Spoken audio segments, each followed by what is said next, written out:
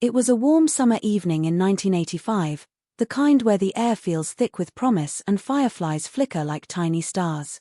In a small town nestled in the heart of Ohio, a young couple, Sarah and Michael, stood hand in hand, their wedding vows still echoing in the church. Sarah's white dress glowed under the soft light of the reception hall, and Michael couldn't stop smiling, his eyes locked on her like she was the only person in the world. They were the picture of love high school sweethearts who'd planned their future together since they were 16. Everyone in town knew them, cheered for them, believed in them. But that night, after the last dance, something unthinkable happened. Sarah and Michael vanished. No trace, no note, no clue. Their car was found abandoned on a quiet road, the keys still in the ignition, their wedding cake untouched in the back seat. For 12 years, their disappearance haunted the town, a mystery that refused to be solved. Whispers of foul play, runaway lovers, or something darker swirled through diners and church basements. Then, in 1997, a satellite image captured something chilling, something that would crack the case wide open and send shockwaves through the community. What was it? What could a grainy image from space reveal about a couple who seemed to vanish into thin air? Hold that thought, because this story isn't just about Sarah and Michael. It's about another moment, years later, that ties into their tale in a way no one could have predicted, a moment that starts with a simple act of kindness on a crowded bus. Picture this, it's 1997, and a young black teenager named Jamal is riding a city bus, headphones on, lost in his own world. He's 16, just trying to get through high school while helping his mom make ends meet. The bus is packed, standing room only, when a pregnant white woman steps on, struggling to keep her balance as the driver lurches forward. Without a second thought, Jamal stands up and offers her his seat. It's a small gesture, the kind of thing most people wouldn't think twice about. But the woman, her face tired but grateful, sits down and pulls a folded piece of paper from her purse. She hands it to Jamal with a quiet, "This is for you." He tucks it into his pocket, not thinking much of it, and gets off at his stop. Later that night, when he finally opens the note, his heart stops. The words scribbled on that paper aren't just a thank you, they're a bombshell that will change his life forever. What did the note say? How does a random act of kindness on a bus connect to a decades-old mystery about a missing couple? And what does that satellite image have to do with it all? Let's dive into this story, because it's about to take you somewhere you won't expect. Back in 1985, Sarah and Michael were the kind of couple everyone envied. She was a dreamer, always sketching wildflowers in her notebook and talking about opening a little bakery someday. Michael was the practical one, a mechanic with a knack for fixing anything and a laugh that could light up a room. They'd grown up in Willow Creek, a sleepy town where nothing much happened until it did. Their wedding was the event of the summer, with half the town packed into the church to watch them say I do. The reception was a blur of music, laughter, and homemade pies. But as the night wound down, Sarah and Michael slipped away, promising to meet friends for a late-night drive. That was the last anyone saw of them. By morning, their car was found on a back road, the driver's door open, a single shoe lying in the dirt nearby. No blood, no signs of a struggle, just nothing. The police searched for weeks, forests, lakes, even nearby towns, but came up empty. Sarah's mom clung to hope, leaving the porch light on every night. Michael's dad, a quiet man, stopped talking altogether. The town tried to move on, but the mystery clung to Willow Creek like a shadow. For years, theories piled up. Some said Sarah and Michael ran off to start a new life, tired of small-town expectations. Others whispered about a jealous ex or a shady business deal gone wrong. A few even claimed they'd been taken, by who or what, no one could agree. The case went cold, filed away in a dusty box at the sheriff's office. But in 1997, everything changed. A satellite company, testing new imaging tech, released a batch of photos to the public. Most were mundane, fields, highways, rooftops. But one image, taken over a dense stretch of forest near Willow Creek, showed something odd. A shape, barely visible through the trees, that looked like, well, no one was sure at first. Was it a car? A campsite? Something else entirely? When a local journalist spotted it, she sent it to the police, and suddenly, the case was alive again. What was hidden in that forest? Could it really be tied to Sarah and Michael's disappearance? And why did it take 12 years for anyone to notice? Now, let's jump back to Jamal. That note he got on the bus. It wasn't just a kind word or a random thank you. It was a handwritten message, shaky but deliberate, with a name and an address scrawled at the bottom. The woman who gave it to him wasn't just any stranger, she was someone with a secret, someone who knew something about 1985. Jamal, curious but cautious, didn't know what to make of it. He was just a kid, after all, trying to navigate his own life. His mom worked double shifts at the hospital, and he spent his days dodging trouble and dreaming of a way out of their cramped apartment. But that note, it was like a key to a door he didn't even know existed. When he showed it to his best friend, Marcus, they decided to dig deeper. What they found would pull them into a web of secrets that stretched back over a decade, connecting their city to a small town they'd never heard of and to a couple who'd vanished on their wedding night. This is where the stories collide, two moments, years apart, tied together by chance, kindness, and a mystery that refuses to stay buried. Sarah and Michael's disappearance isn't just a cold case, it's a puzzle with pieces scattered across time. And Jamal's note. It's not just a piece of paper, it's a spark that could light up the truth or burn everything down. What did that satellite image show? What was in the note that made Jamal's hands shake? And how does a single act of giving up a seat on a bus unravel a mystery that's been silent for 12 years? Stick with me, because this story is just getting started, and the answers are going to leave you speechless. Willow Creek in the mid-80s was the kind of place where everyone knew your name and your business. It was a town of wide porches, Friday night football, and a single stoplight that blinked yellow after midnight. Sarah and Michael fit right into its rhythm, their love story a local legend even before they tied the knot. Sarah, with her wavy brown hair and sketchbook always tucked under her arm, was the dreamer who'd spend hours at the creek drawing wildflowers. She'd talk about opening a bakery, filling it with her grandma's recipes for cinnamon rolls and peach pie. Michael, broad-shouldered and always a little greasy from working at his dad's auto shop, was her anchor. He'd tease her about her daydreams but secretly saved every dime to make them real. Their wedding was supposed to be the start of something bigger, a life they'd planned down to the color of their future kitchen curtains. But when they vanished that night, it wasn't just a couple that disappeared, it was the town's sense of safety, its belief that nothing bad could happen in a place like Willow Creek. The mystery gnawed at everyone, leaving behind questions no one could answer. What happened on that back road? Why was Sarah's shoe in the dirt? And what was in that forest, hidden for 12 years until a satellite caught it? Back in 1997, Jamal was just trying to keep his head down. Life wasn't easy for a black kid in a city where opportunities felt like they belonged to someone else.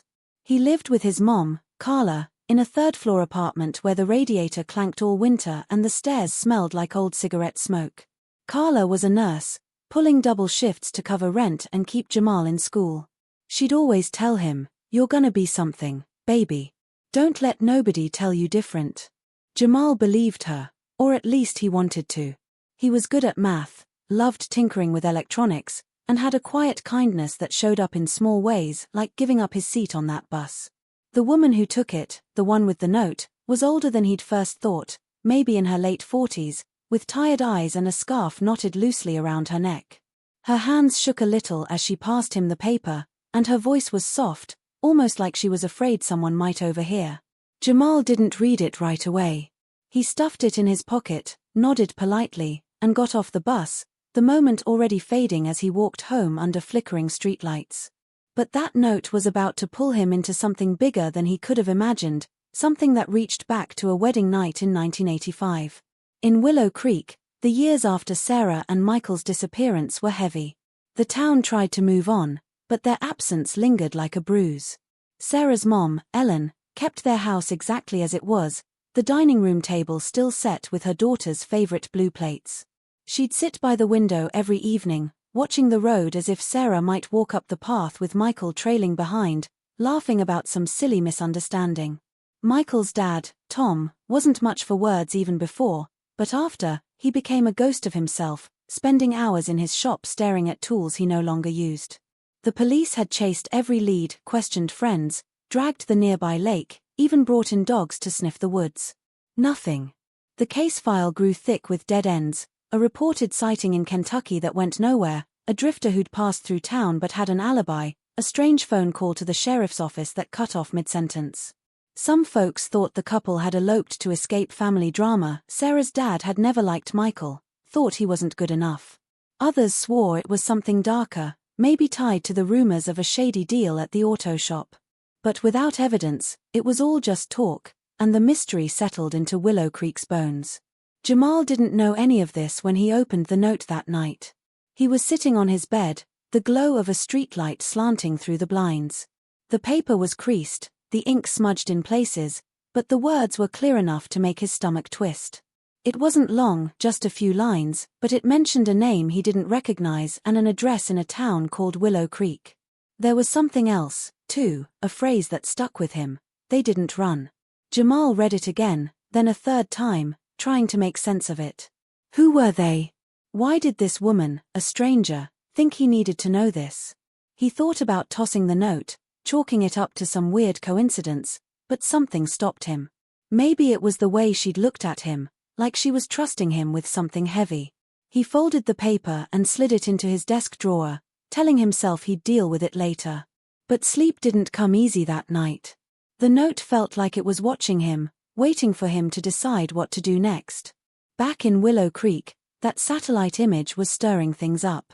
The journalist who'd spotted it, a woman named Claire with a knack for digging into old stories, couldn't let it go. She'd grown up hearing about Sarah and Michael, the couple who'd vanished on their wedding night. The image wasn't much to look at, grainy, black and white, with a smudge of something nestled in a thick patch of forest about 10 miles from town. But Claire's gut told her it mattered. She took it to the sheriff, a grizzled man named Harlan who'd been a deputy back in '85. He didn't want to reopen the case, not after so many false hopes, but Claire was persistent. She pointed out the shape in the image, how it looked like a car half swallowed by trees. Harlan sighed, rubbed his temples, and agreed to send a team to check it out. The forest was dense, untouched for years, and getting there wasn't easy.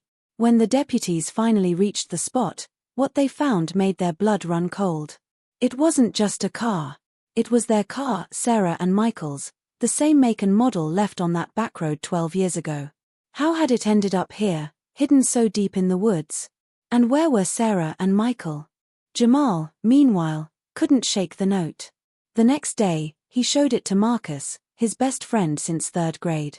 Marcus was the opposite of Jamal, loud, fearless, always ready for an adventure. They were in the school library, whispering so the librarian wouldn't shush them. Marcus read the note, his eyes narrowing. "Man, this is some movie stuff," he said, grinning. "You gotta check this out. What if it's, like, a treasure map or something?" Jamal rolled his eyes but couldn't deny he was curious. The address was a few hours away, too far for a quick trip, and he didn't have a car. Plus, his mom would flip if she knew he was chasing some stranger's cryptic message. But Marcus wasn't letting it go. He pulled up a map on the library computer, zooming in on Willow Creek. "Look, it's just a little town. Probably nothing crazy. But what if this is big, Jay? What if you're supposed to find something?" Jamal didn't believe in fate, but he couldn't ignore the pull. Against his better judgment, he agreed to dig a little deeper, just research, nothing risky. That's what he told himself, anyway. In Willow Creek, the discovery of the car was like a match to dry grass. News spread fast, and soon the town was buzzing again. Reporters showed up, parking their vans outside the sheriff's office. Sarah's mom, Ellen, was too frail to face the cameras, but she called Claire, her voice trembling. "Is it really them? Did you find my girl?" Claire didn't have answers, only questions. The car was rusted, its windows cracked, vines snaking through the frame. Inside, deputies found a few things: a faded map, a woman's scarf, a pack of cigarettes Michael used to smoke. But no bodies, no blood, no sign of what happened. The forest was too thick for the car to have been driven there, so how did it end up in that spot? And why now, after all these years? Harlan didn't like it. He'd always thought the case was cursed, and this felt like it was pulling him back into the dark. He kept the details quiet, but Claire had her own sources. She started asking about the satellite company, wondering why they'd released those images now. Was it really just a test, or was someone trying to stir the pot? Jamal and Marcus hit the internet hard, searching for anything about Willow Creek. It didn't take long to find the stories. Sarah and Michael, the wedding, the summer of '85, the vanishing, it was all there, splashed across old news archives. Jamal felt a chill reading about it. They were so young, so in love, and then, gone. The articles mentioned the car on the back road, the shoe, the cold case. But nothing about a satellite or a forest. The note in Jamal's hand felt heavier now, its words echoing, asterisk they didn't run. Marcus was all in, already planning a road trip. We borrow my cousin's car, drive up there, find this address. Bet it's a house or something big. Jamal wasn't so sure. He thought about the woman on the bus, her shaky hands, the way she'd looked at him. What did she know?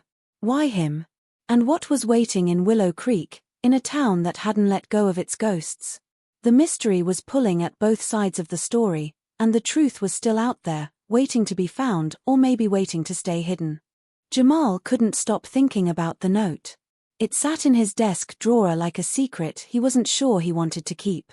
Every night that week, he'd pull it out, read those shaky words again, and wonder what he'd stumbled into. They didn't run. Who was the they? Sarah and Michael? Someone else? The address in Willow Creek burned in his mind, a place he'd never been but felt tied to now. Marcus was relentless, texting him grainy screenshots of old news articles about the missing couple, each one painting a picture of a town stuck in time. Jamal's mom, Carla, noticed he was quieter than usual, his eyes glued to his phone or the library computer. "You okay, baby?" she'd ask, her voice soft but sharp with worry.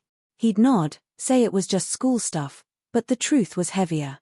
That note wasn't just a mystery, it was a weight, pulling him toward something he didn't understand. He and Marcus decided to skip the road trip for now. They didn't have a car, and Carla would ground him for life if she caught him sneaking off. Instead, they kept digging online, piecing together what they could about Willow Creek and the couple who vanished after their wedding. Every article, every blurry photo, made the mystery feel bigger, like a shadow growing longer as the sun went down. In Willow Creek, the discovery of the car in the forest had cracked open old wounds. The town was alive with gossip, people crowding into the diner to swap theories over coffee and pie. Claire, the journalist, was at the center of it, her notebook filled with scribbled questions. She'd been a teenager when Sarah and Michael disappeared, and she remembered the way the town changed after, how neighbors started locking their doors, how kids weren't allowed to play near the woods anymore. The car was a bombshell, but it raised more questions than answers. How had it gotten so deep into the forest? The deputies said there was no road, no trail, just trees so thick you could barely walk through. The scarf they found inside was Sarah's. Ellen confirmed it, her hands trembling as she held it, the faded blue fabric still smelling faintly of her daughter's perfume. But there was no sign of Sarah or Michael, no clues to where they'd gone after the car was left on that back road in '85. Claire couldn't shake the feeling that someone knew more than they were saying. She started asking around, talking to old friends of the couple, people who'd been at the wedding. Most were tight-lipped, their memories fuzzy or guarded, but one name kept coming up, Danny, Michael's best friend, who'd left town a year after the disappearance and never came back. Danny was a sore spot in Willow Creek. Back in '85, he'd been the life of the party, always at Michael's side with a beer and a loud laugh. He was the best man at the wedding, cracking jokes during his speech, but some folks remembered him acting strange that night, nervous, checking his watch, leaving early. When Sarah and Michael vanished, Danny swore he didn't know anything, but the rumors stuck. People said he'd been jealous of Michael, maybe even in love with Sarah. Others whispered about a fight at the auto shop, something about money or a deal gone wrong. Claire tracked him down through an old phone book and a few calls. He was living in a small city a few hours away, working as a mechanic, keeping a low profile. When she reached out, his voice was gruff, hesitant. "I don't know nothing about it," he said before hanging up. But Claire wasn't buying it. She drove to his apartment, a run-down place with peeling paint and a rusty mailbox. Danny wasn't happy to see her, but he let her in, his eyes darting to the street like he was expecting someone else. "You're digging up ghosts," he told her, lighting a cigarette. "Let it go." But the way his hands shook told Claire he was hiding something tied to that car in the forest. Meanwhile, Jamal and Marcus were chasing their own lead. The address on the note was a house on Maple Street in Willow Creek, and a quick search pulled up a property record. It belonged to a woman named Margaret Hale, who'd lived there since the 70s. The name didn't match the one in the note Ellen, Sarah's mom, but it was a start. Marcus found a forum post from a true crime buff, someone who'd been obsessed with the case for years. The post mentioned Margaret, saying she'd been a teacher in Willow Creek, quiet, kept to herself. But there was a detail that made Jamal's heart race. Margaret had been on the bus route that ran through the city, the same route Jamal took every day. Could she be the woman who gave him the note? He tried to picture her face again, tired eyes, scarf, shaky hands, but it was blurry, like a dream slipping away. Marcus was already planning their next move. "We gotta call her or something," he said, leaning over Jamal's shoulder at the library computer. "What if she knows what happened to those people?" Jamal wasn't so sure. The note felt personal, like it was meant for him, but why? He wasn't connected to Willow Creek or 1985. Or was he? Back in Willow Creek, the sheriff's office was under pressure. The media was relentless, and the satellite image was all over the local news. Harlan, the sheriff, was drowning in calls from reporters and curious locals. He didn't want to admit it, but the car's discovery scared him. He'd been a young deputy when Sarah and Michael vanished, and he'd never forgotten the look on Ellen's face when they found the car on the back road, Sarah's shoe in the dirt. Now, with this new find, he couldn't shake the feeling that they'd missed something big back then. He sent deputies back to the forest, combing the area around the car for anything, a scrap of clothing, a footprint, anything. They found nothing but trees and mud, but one deputy noticed something odd, a faint path, barely visible, leading deeper into the woods. It wasn't a road, more like a trail someone had walked years ago, overgrown now but still there if you knew where to look. Harlan didn't know what to make of it, but he kept it quiet, not wanting to fuel more speculation. Claire, though, had a way of sniffing out secrets. She heard about the path from a deputy who owed her a favor and started mapping it out, wondering where it led and why no one had found it before. Jamal's mom, Carla, was starting to notice more than just his quiet moods. She found him one night hunched over his desk, the note in his hand, his face tight with worry. "What's this, Jamal?" she asked, her voice firm but gentle. He hesitated, then told her everything: the bus, the woman, the note, Willow Creek. Carla's face hardened. She'd grown up in a world that didn't always play fair, and she didn't trust mysteries that landed in her son's lap. "You don't know what this is, baby," she said, folding the note and tucking it into her pocket. Could be someone's idea of a joke, or worse. But Jamal couldn't let it go. He saw the way his mom's eyes lingered on the note, like she was reading it even after she put it away. The next day, she made some calls, reaching out to an old friend who worked at the city library. The friend dug up more on Willow Creek, including a detail that made Carla's stomach drop.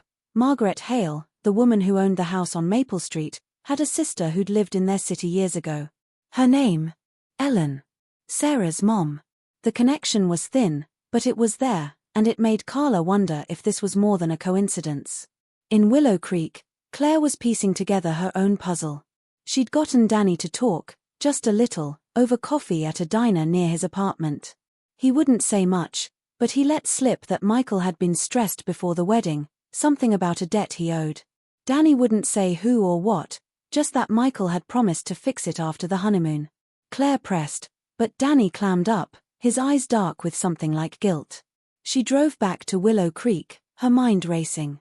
A debt? Could that explain the car, the disappearance, the shoe? And what about the satellite image? Why had it surfaced now?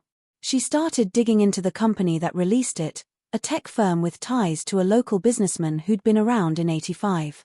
The more she looked, the more she felt like someone had wanted that image found, like it was a message meant to shake things loose. But who? And why after all these years? Jamal and Marcus were getting restless. The library searches weren't enough anymore. Marcus found a phone number for Margaret Hale, but when they called, it was disconnected. Jamal kept thinking about the woman on the bus, her shaky hands, the urgency in her voice. He wanted to go to Willow Creek, to see the house on Maple Street, to find out if Margaret was the key. But Carla wasn't having it. "You're not chasing ghosts in some town you don't know," she said, her voice final. Still, Jamal couldn't shake the feeling that the note was meant for him, that he was supposed to do something. He and Marcus made a plan. They'd borrow Marcus's cousin's car for a day, just to drive to Willow Creek and look around. No big moves, just a quick trip to see if the address led anywhere. As they plotted, the mystery loomed larger: Sarah and Michael's car in the forest, the path no one could explain, Danny's secrets, and a note that tied a kid from the city to a town he'd never heard of. The pieces were there, but they weren't fitting together, not yet. And every step closer to the truth felt like a step into the dark. The air in Willow Creek felt heavier now, like the town itself was holding its breath. Claire was relentless, piecing together fragments of a puzzle that seemed to shift every time she got close. The faint trail in the forest, barely visible among the tangled roots and underbrush, was her latest obsession. She'd hiked out there herself, camera in hand, ignoring the sheriff's warnings about trespassing. The car was still there, cordoned off with yellow tape, its rusted frame sinking into the earth like a forgotten relic. The trail led deeper into the woods, winding through trees so dense they blocked out the sun.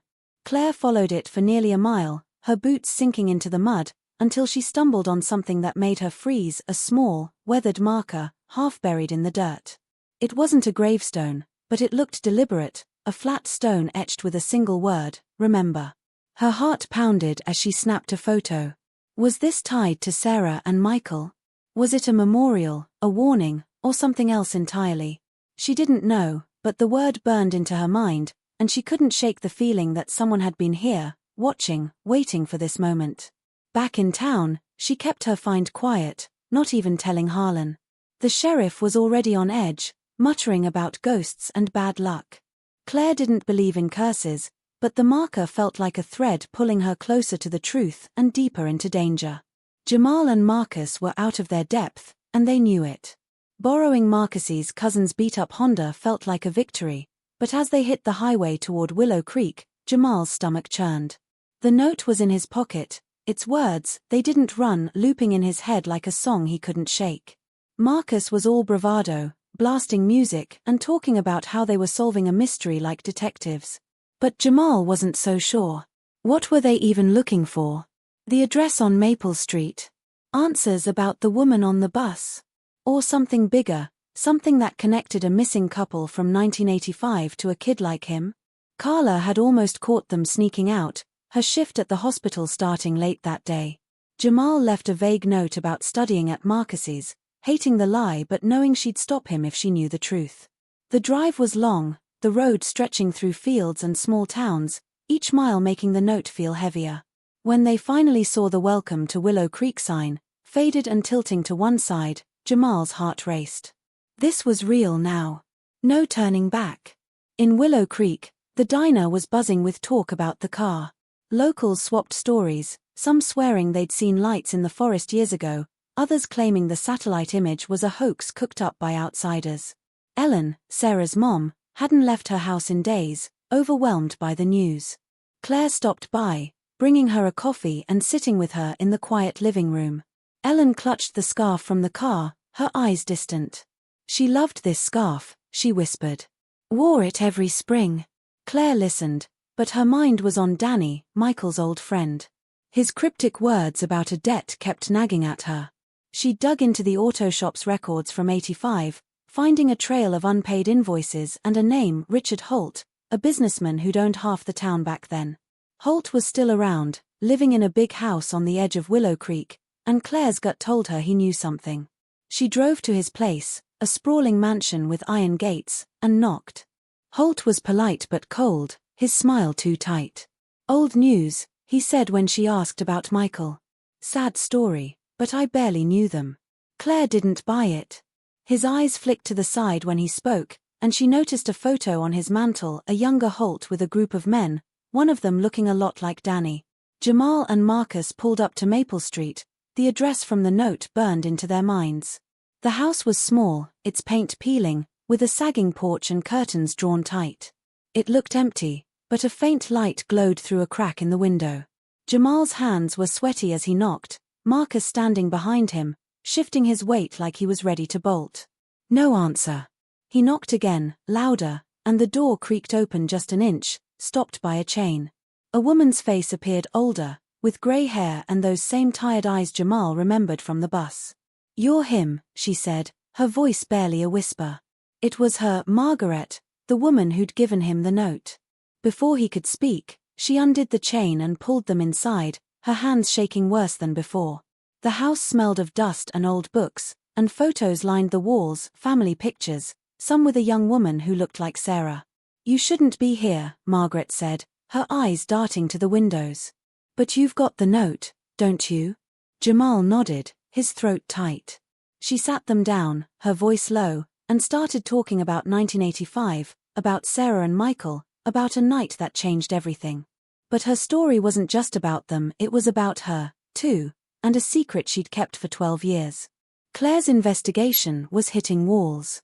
Holt's dismissal only made her more determined, but every lead seemed to loop back to nothing. She went back to the forest, this time with a map and a flashlight, following the trail past the marker. It led to a clearing, overgrown but oddly flat, like something had been there once, a shed, a cabin, something. She found a rusted padlock half buried in the dirt, its metal cold against her fingers. Her heart sank as she realized this wasn't just a random spot. Someone had used this place, hidden it, and left it to rot. She thought of Danny, of Holt, of the debt Michael owed. Was this clearing part of it? A meeting place? A hideout? She took more photos, her hands steady despite the chill creeping up her spine. Back at her car, she noticed something new, a tire track, fresh, leading away from the forest. Someone had been here recently, and it wasn't the deputies. Claire's pulse quickened. She was getting close, too close, and the thought made her check her rearview mirror as she drove back to town. Jamal and Marcus listened as Margaret's story spilled out, her words fast and jagged, like she'd been holding them in too long. She was Ellen's sister, she said, and she'd been at the wedding in '85. Sarah and Michael were happy, glowing, but something felt off that night. Danny had been acting strange, and Margaret saw him arguing with Michael in the parking lot, their voices low but tense. She didn't hear much, just the word Holt and something about paying up. After the couple vanished, Margaret wanted to tell the police, but fear stopped her. Holt wasn't just a businessman, he was powerful, with connections that ran deep in Willow Creek. She moved away, kept her head down, but the guilt ate at her. When she saw Jamal on the bus, something snapped. His kindness, his face, reminded her of Sarah, and she wrote the note on impulse, hoping it would find the right person. "They didn't run," she said, her eyes wet. "They were taken." Jamal's breath caught. Taken? By who? Why? Margaret didn't have all the answers, but she gave them a name, Holt, and a warning: he's still watching. In Willow Creek, the tension was suffocating. Harlan's deputies were combing the forest again, but the trail was cold, and the media was circling like vultures. Ellen stayed in her house, clutching Sarah's scarf, whispering prayers for answers. Claire was closing in, her notes now a tangle of names, dates, and theories: Danny, Holt, the car, the marker, the clearing. She felt eyes on her, real or not, every time she left her apartment. Jamal and Marcus, back in the Honda, were silent as they drove away from Margaret's. The note felt like a bomb now, its words tying them to a mystery that was bigger, darker, than they'd imagined. Jamal glanced at Marcus, who was gripping the wheel too tight. "We gotta tell someone," Jamal said, his voice low. "But who?" "The police." "Claire. And what about Holt? Was he really still out there, watching, waiting?" The forest, the car, the note, the marker, they were all pieces of a puzzle that was about to snap into place, but not yet. Every step forward felt like walking toward a cliff, and the truth was just out of reach, hidden in the shadows of Willow Creek's past. The Honda's engine hummed as Jamal and Marcus drove back from Willow Creek, the silence between them thick with what they'd just heard. Margaret's words echoed in Jamal's head: they were taken. Her warning about Holt, the businessman with too much power, felt like a stone in his chest. He clutched the note in his pocket, its edges worn from being handled so much. Marcus kept his eyes on the road, his usual bravado gone, replaced by a nervous tap of his fingers on the steering wheel. "This is crazy, man," he finally said, his voice low. "Like, what are we supposed to do with this? Go to the cops? Tell your mom?" Jamal didn't have an answer. The name Holt meant nothing to him a week ago, but now it was a shadow hanging over everything. Margaret's fear had been real, her shaky hands, the way she kept checking the windows, like she expected someone to burst through the door. As they passed the Leaving Willow Creek sign, Jamal noticed a black sedan parked off the road, its lights off but its engine running. He couldn't see the driver, but the hairs on his neck stood up. "Marcus," he said, nudging his friend. "That car, you see it?" Marcus glanced over, his jaw tightening. "Yeah. Keep driving," Jamal muttered, his heart racing. Was it Holt? Someone working for him? Or just a coincidence? The sedan didn't follow, but the feeling of being watched clung to them all the way back to the city. In Willow Creek, Claire was pushing harder than ever, her apartment now a mess of papers, maps, and photos pinned to the wall. The marker in the forest, remember, was her new fixation. She'd spent hours researching, digging through old town records, trying to figure out what it meant. The clearing where she'd found the padlock was another dead end, or so it seemed, until she stumbled on a decades-old land deed. The forest wasn't just a random patch of woods, it had been owned by Richard Holt's family in the 80s, sold off quietly after Sarah and Michael vanished. The coincidence was too much. Holt's name kept circling back, tying the car, the clearing, and Danny's cryptic comments into a knot she couldn't untangle. She tried calling Danny again, but his phone was off, and a quick drive by his apartment showed it dark, the curtains drawn. Claire's stomach twisted. Had he skipped town? Or worse, had someone gotten to him? She went back to Holt's mansion, this time parking down the street, watching. A delivery truck came and went, but something caught her eye, a man slipping out the back gate, his face hidden by a cap. He looked familiar, like the younger Danny in that photo on Holt's mantle. Claire's pulse quickened. She snapped a picture, her hands unsteady. Was Danny working with Holt? Or running from him? Back in the city, Jamal couldn't sleep. The note was under his pillow now, a habit he couldn't explain. His mom, Carla, had been asking too many questions, her eyes sharp with worry. She'd kept the note for a day, reading it over and over, but gave it back after making him promise not to do anything stupid. "This ain't your fight, Jamal," she'd said, her voice firm but cracking. He wanted to listen, but Margaret's story had lit something in him, a need to know, to understand why this mystery had landed in his lap. The next morning, he and Marcus met at the library again, their usual spot now feeling like a war room. Marcus had found something new, a blog post from a conspiracy theorist claiming Holt wasn't just a businessman but part of something bigger, a network of people who cleaned up messes in small towns like Willow Creek. The post was wild, full of unproven claims, but one detail stuck out, a mention of a safe house in the forest, a place where debts were settled. Jamal's mind flashed to the clearing Claire had found, the padlock, the marker. Was that the safe house? And if Sarah and Michael were taken, was that where they'd been? He felt sick, the pieces clicking too fast, too close. Then came the twist that turned everything upside down. Jamal got a text from an unknown number, just as he and Marcus were leaving the library. It was a photo, a grainy shot of the note, his note, the one Margaret had given him. Below it, a single line, "Stop looking, or you'll end up like them." His hands went cold, the phone shaking as he showed Marcus. "What the hell?" Marcus whispered, his eyes wide. "Who sent this? How'd they get a picture of it?" Jamal's mind raced. Only a few people knew about the note, him, Marcus, Carla, Margaret. Had someone been in his room? Or had Margaret betrayed them? They tried calling the number, but it was disconnected, a burner phone. Jamal's heart pounded as he thought of the black sedan, the way Margaret's voice had trembled, Holt's name tying everything together. Someone was watching, someone who didn't want them digging. The stakes were higher now, not just a mystery, but a threat, real and close. Jamal wanted to tell Carla, but she was at work, and he didn't want to scare her. Instead, he and Marcus made a plan. They'd go back to Willow Creek, find Margaret again, and get answers. But first, they needed help. Claire, meanwhile, was chasing her own lead. She'd tracked down the Satellite Company, a small tech firm with an office in the city. The receptionist was cagey, but Claire's charm got her a meeting with a junior tech, a nervous guy named Tim who'd worked on the imaging project. Over coffee, he let slip that the satellite photos weren't just a random release. Someone had paid to prioritize that specific area, pushing the images to the public faster than usual. Who? Claire pressed, her voice calm but her heart racing. Tim hesitated, then whispered a name, Holt. Claire's blood ran cold. Why would Holt want the car found now, after 12 years?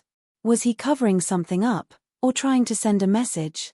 She left the meeting with more questions, her notes now a chaotic map of connections: Holt, Danny, the car, the clearing, the marker. She drove back to Willow Creek, her eyes flicking to her rearview mirror, half expecting to see that black sedan from Jamal's story, though she didn't know about him yet. The forest felt alive now, its secrets pulsing just out of reach. In Willow Creek, the town was unraveling. The media frenzy had died down, but the tension hadn't. Ellen was falling apart, her hope fading with every day that passed without news of Sarah. Harlan, the sheriff, was under pressure from the mayor to wrap this up, but he knew the truth was slippery. He'd found something new in the case file, a report from 85, buried deep, about a witness who'd seen a second car near the backroad the night Sarah and Michael vanished. The description matched a vehicle Holt owned at the time, but the report had been dismissed, labeled unreliable. Harlan hadn't been sheriff then, but he remembered the pressure to close the case fast. Had Holt's influence buried that lead? He didn't tell Claire, not yet, but he sent a deputy to check Holt's old property records, looking for anything tied to the forest. The deputy came back with a bombshell. Holt had owned a small cabin in the woods, not far from the clearing, torn down in 86. No one had connected it to the case back then. Harlan's gut twisted. Was that where Sarah and Michael had been taken? Jamal and Marcus were back in Willow Creek by the next weekend, their nerves frayed but their resolve hard. The text had shaken them, but it also lit a fire. They parked a block from Margaret's house, the street quiet except for a dog barking in the distance. The house looked darker now, the light from last time gone. Jamal knocked, his heart in his throat, but no one answered. Marcus tried the door, it was unlocked. They stepped inside, the air stale and heavy. Margaret. Jamal called, his voice echoing. The photos were still on the walls, but something was wrong. Papers were scattered on the floor, drawers pulled open, a chair tipped over. It looked like someone had been here, searching. Jamal's eyes landed on a photo frame, cracked, lying on the table. It was Sarah, smiling, her arm around a younger Margaret. Next to it was a folded piece of paper, not unlike the note he'd gotten. He opened it, his hands trembling, and read a single line: "Tell the boy to stop." His breath caught.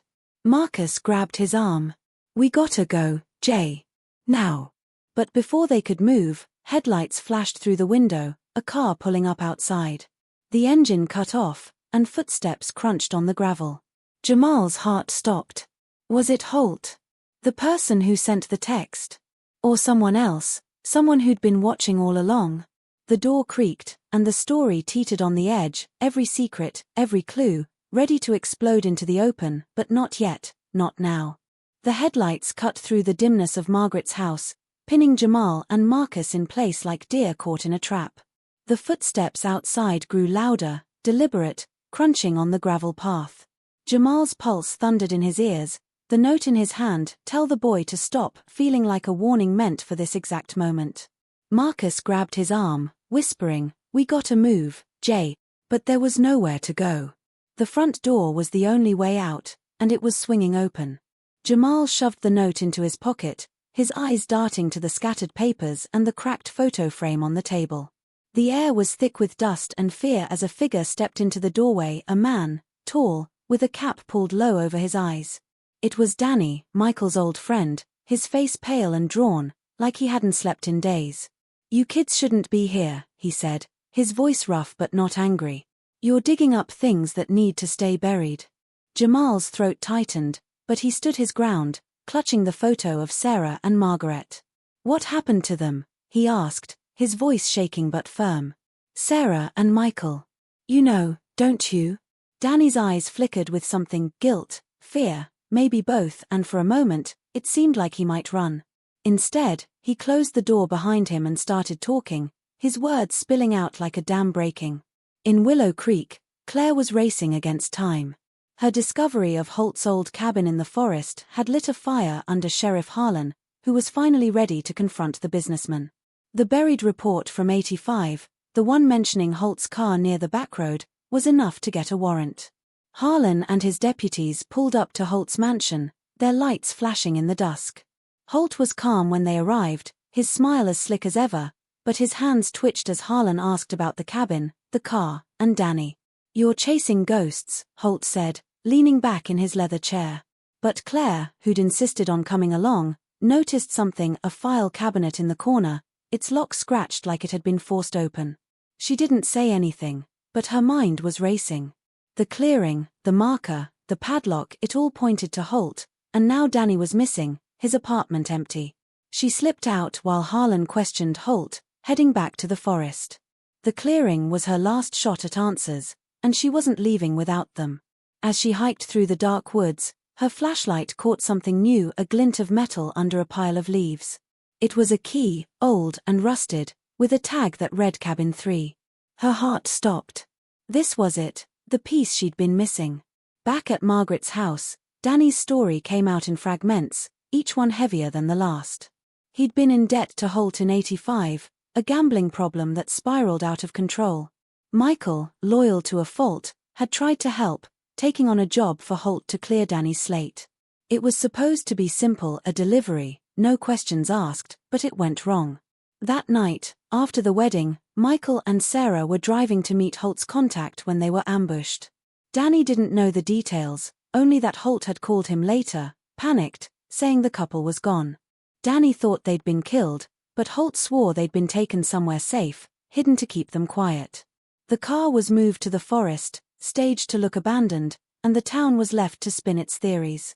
Danny, eaten up by guilt, left Willow Creek, but he'd kept tabs on Holt, waiting for the truth to come out. When the satellite image surfaced, Danny knew Holt had leaked it, trying to control the story before it unraveled. "His cleaning house," Danny said, his voice low. "And now you've got his attention." Jamal's stomach dropped. The text, the sedan, it was Holt, watching him, trying to scare him off. Claire was alone in the forest now, the key in her hand, her breath shallow as she followed the trail to the clearing. The marker, remember, loomed in her flashlight's beam, and she started digging, her hands clawing at the dirt. She didn't know what she was looking for, but the key was a clue, and the cabin had to mean something. Under the soil, she found a metal box, locked tight. Her hands shook as she fitted the key into the padlock. It clicked open, revealing a stack of papers, letters, photos, and a ledger with names and dates. Sarah's name was there, and Michael's, next to a payment and a location, Cabin 3, the 14th of July, '85. Claire's heart raced. This was proof, hard evidence that Holt was involved. But before she could read more, a twig snapped behind her. She spun around, her flashlight catching a figure in the trees, Holt, his face hard, a shovel in his hand. "You're too late, Claire," he said, stepping closer. "Some things stay buried." She backed up, clutching the box, her mind racing for a way out. The forest was silent except for her pounding heart, and she knew she was out of time. Jamal and Marcus were still with Danny when the phone rang, Margaret's landline, its shrill tone cutting through the tension. Danny answered, his face going white. It was Ellen, Sarah's mom, her voice frantic. She'd gotten a call from an unknown number, someone claiming to know where Sarah was. The caller said to meet at the old mill outside town, alone, or Sarah would never come home. Danny hung up, cursing. "It's Holt," he said. "He's tying up loose ends." Jamal's mind spun. Sarah was alive. After 12 years. He and Marcus followed Danny to his truck, their fear outweighed by the need to know. They drove to the mill, a crumbling relic by the creek, its windows dark and broken. The air was thick with the smell of damp wood and rust. As they crept closer, they saw a car, Holt's black sedan, the same one Jamal had spotted days ago. Inside the mill, a light flickered, and voices echoed Holt's, low and sharp, and another, weaker, a woman's. Jamal's breath caught. Was it Sarah? He clutched the note, its words, they didn't run, now a lifeline. Danny motioned for them to stay back, but Jamal couldn't. He had to see, had to know. The climax hit like a storm. Claire, cornered in the forest, threw the metal box at Holt, buying enough time to sprint toward her car. She was fast, but Holt was faster, his shovel swinging as he chased her through the trees. At the mill, Jamal, Marcus, and Danny crept inside, the woman's voice clearer now. It was Sarah, alive, frail, her hair grey but her eyes still fierce. She was tied to a chair, Holt's men standing guard. Holt had kept her hidden all these years, using her to keep Michael in line, who was alive too, forced to work for Holt in secret. The debt, the ambush, it was all Holt's doing, a power play to control the town. Jamal's heart pounded as he whispered to Marcus, "We gotta do something." They didn't have a plan, but they had each other. Danny nodded, pulling a knife from his pocket, ready to make up for 12 years of guilt. As they moved in, Holt burst through the mill's back door, dragging Claire, her face bloody but defiant. The room froze, Sarah's eyes locked on Claire, Jamal and Marcus crouched in the shadows, Danny poised to strike. Holt raised a gun, his voice cold. "No one leaves tonight." Then came the final twist. The mill's door slammed open, and Carla stormed in, her nurse's scrubs still on, her face a mix of fear and fury. She'd tracked Jamal's phone, knowing he'd lied about where he was going. Behind her were deputies, alerted by Ellen's call. Holt's men froze, caught off guard, and in that split second, Danny lunged, tackling Holt to the ground.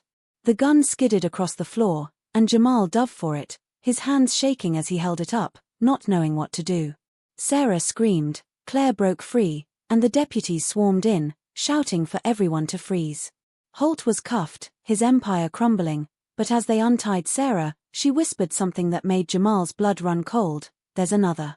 Another Ibntia person." It was Margaret, hiding in the city, watching from afar. She'd been the one who called Ellen, not Holt, desperate to save her sister after years of silence. The note to Jamal was her way of breaking free, trusting a stranger to spark the truth. As Sarah and Michael were reunited with Ellen, sobbing in the mill, Jamal realized the note wasn't just a clue, it was Margaret's confession, her way of blowing the whistle on Holt's secret. The deputies found Michael in a hidden room, weak but alive, and Holt's ledger revealed a network of payoffs and secrets that would shake Willow Creek for years. The mystery was solved, but Margaret was gone, vanished again, leaving a final note for Jamal: "You did what I couldn't." The truth was out, but the woman who started it all was a ghost, her role in the story a secret that might never be fully known.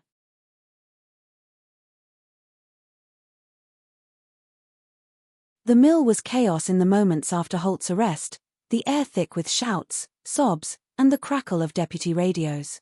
Jamal stood frozen, the gun he'd grabbed now in a deputy's hands, his heart still pounding like it might burst. Marcus was beside him, wide-eyed, his usual bravado replaced by a shaky, "Man, we almost died." Sarah and Michael clung to each other, their faces etched with 12 years of pain but lit with the faint glow of freedom. Ellen, Sarah's mom, was there now, her frail arms wrapped around her daughter, tears streaming as she whispered, "My girl, my girl." Carla had Jamal in a vice grip, her nurse's strength pinning him close, her voice a mix of relief and fury. "Don't you ever scare me like that again," she said, but her eyes were soft, proud. Claire, her face bruised from Holt's attack, sat on a crate, clutching the metal box of evidence, her hands steady despite the chaos.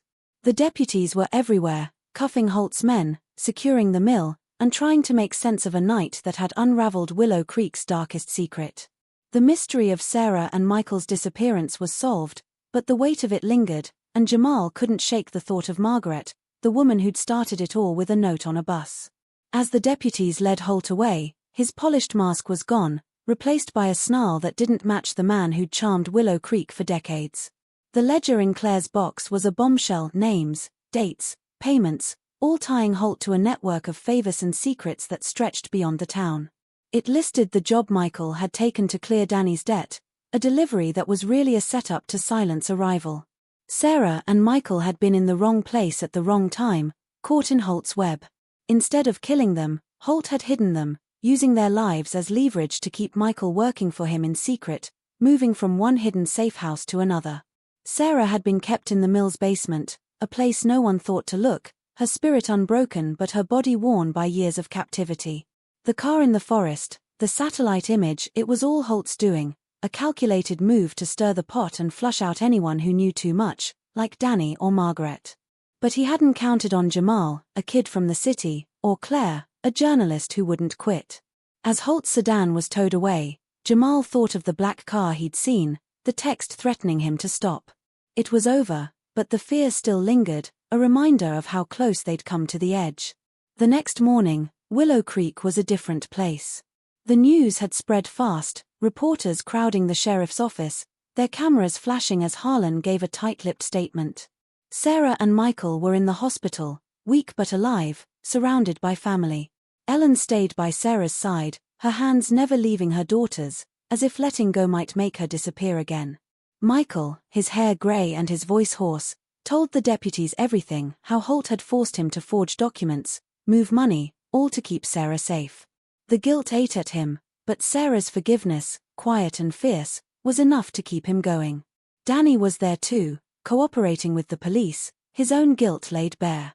He'd spent years running from what happened, but facing it now, he found a kind of peace.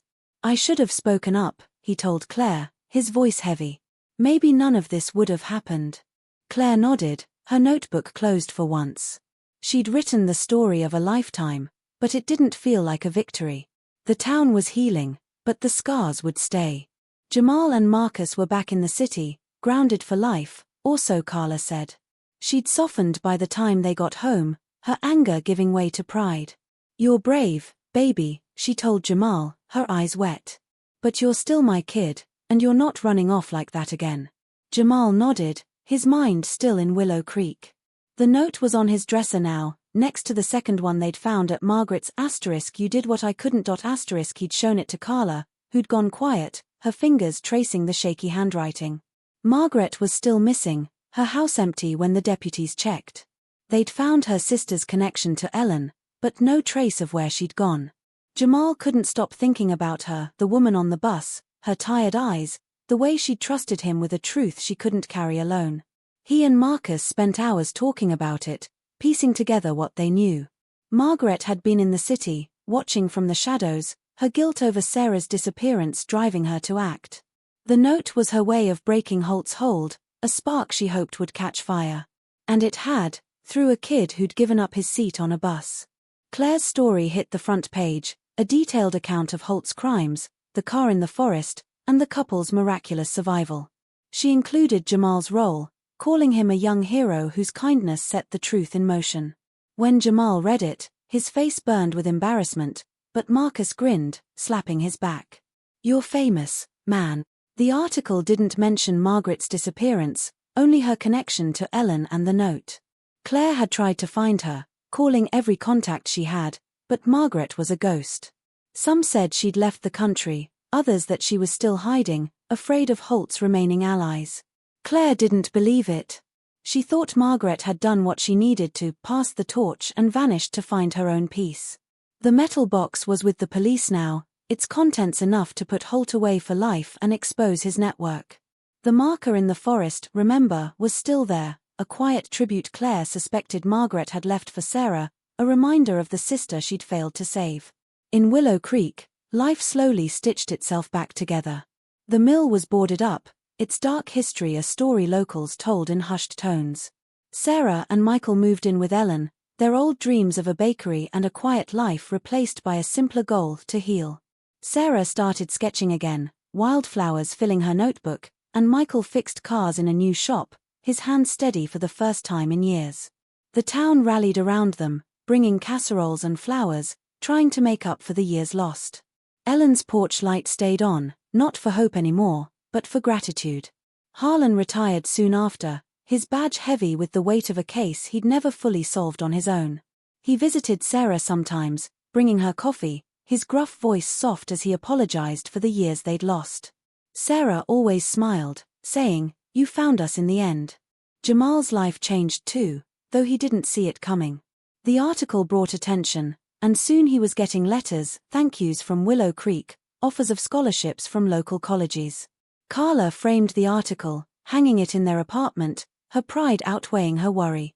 Jamal started thinking about his future, maybe engineering, something where he could build things that lasted. Marcus, ever the dreamer, talked about becoming a detective, though Jamal laughed, saying he'd stick to video games. The note stayed on Jamal's dresser, a reminder of what a single act could do. He thought about the woman on the bus, her scarf and shaky hands, and hoped she was okay, wherever she was. He'd never know her full story, but he didn't need to. She'd trusted him, and that was enough.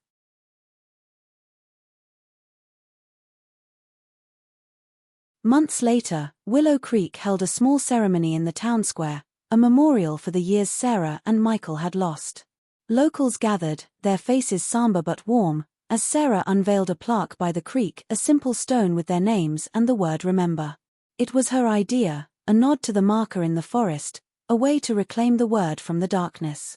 Jamal and Marcus drove up for it, Carla with them this time, her hand on Jamal's shoulder as they listened to Sarah speak. "We're here because of kindness," Sarah said, her voice steady. A boy on a bus, a woman who wouldn't give up, a town that didn't forget.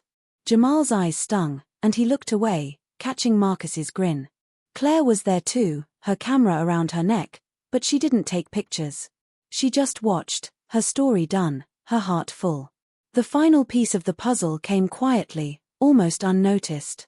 A week after the ceremony, Jamal got a package in the mail, no return address.